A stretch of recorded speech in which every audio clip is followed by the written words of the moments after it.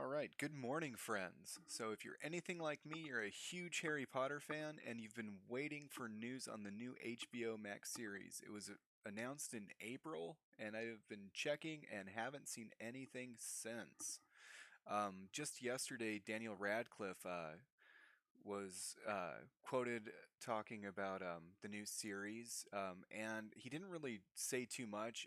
In the last week, he's mentioned that he's has no desire to do a cameo in it or be cast in any role in it. He would just like to pass on the torch, but not have to physically be there to pass on the torch. What he says is let's just go over this article real quick and then we'll chime in with an opinion afterwards. It says fans said goodbye to Daniel Radcliffe's Harry Potter in 2012's Harry Potter and the Deathly Hallows Part 2. And while the Wizarding World continued with three Fantastic Beast films, fans kept hoping to get to learn more about the iconic wizard. Now that HBO has confirmed that they would be developing a TV series based on the book series, we know that new actors will be taking over the iconic roles. With Radcliffe recently confirming that he thinks it would be unlikely he would get offered the chance to cameo as a different character, so the new series can set itself apart from the popular films. You can next see Radcliffe in Miracle Workers End Times, which premieres Monday, July 10th on TBS. My understanding is that they're trying to very much start fresh, and I'm sure whoever is making them will want to make their own mark on it, and probably not want to have to figure out how to get the old Harry to cameo in this somehow. Radcliffe confirmed with comicbook.com.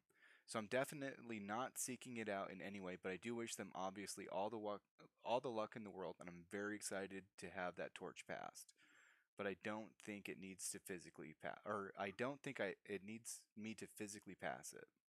While the Wizarding World was initially slated to continue with a total of five Fantastic Beast films, the lackluster reception of the initial three has seen Warner Bros. Pause development on more. It's currently unclear what Warner Brothers might have in mind for a timeline of delivering a new Harry Potter series, especially due to the writer's strike.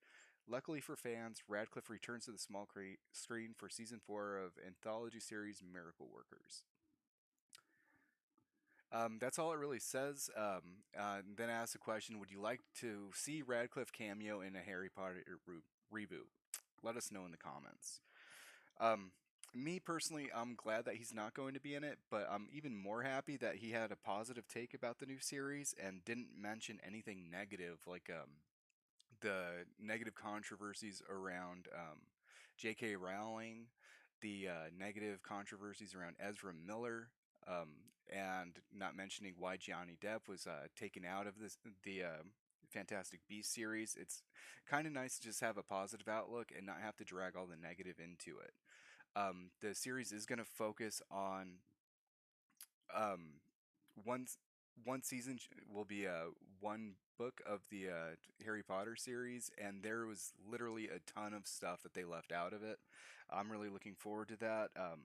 Just kind of out of curiosity, I started rewatching the Sorcerer's Stone movie this morning, and there is a ton left out. If you read the book, listen to the audiobook. I prefer the Stephen Fry version. Just in the first chapter, it's overlooked that Vernon Dudley goes to work. Um, he sees wizards and witches everywhere on his way to work. Cloaked people dressed like weirdos, as he says it, all over the place, and they're all talking, and he even overhears them talking about the Potter family being murdered. Um, so if they actually expanded the first book, we would actually know about witches and wizards the very first scene of the series, and we would know who Harry Potter is. His death is mentioned, the curse rebounding is mentioned, and this is all just in the first two chapters. When Hagrid actually shows up on Privet Lane with Harry, he's driving the motorcycle, but he even says in response to McGonagall asking where he got it, he says that he borrowed it from Sirius Black. So you would get one of the most popular characters in the whole series mentioned, so people would actually know that who Sirius Black is, that he's actually a friend of Hagrid's at least. The Deluminator is mentioned at the beginning of the book when Dumbledore takes out 12 lights off Privet Drive, which he later, after he passes away, he gives to Ron Weasley. So there's just a ton of stuff.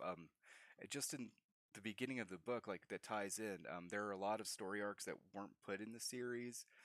Some of my favorite were the when Hermione starts Spew.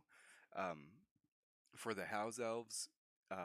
What else was there? Tom Riddle, how he acquired the Horcruxes when he was working at Borgin and Burt's as a purchaser, I believe. There's just all sorts of stuff. So I'm looking forward to the expanded stories, and I'm really happy that Daniel Radcliffe had something to say and it wasn't a hit piece.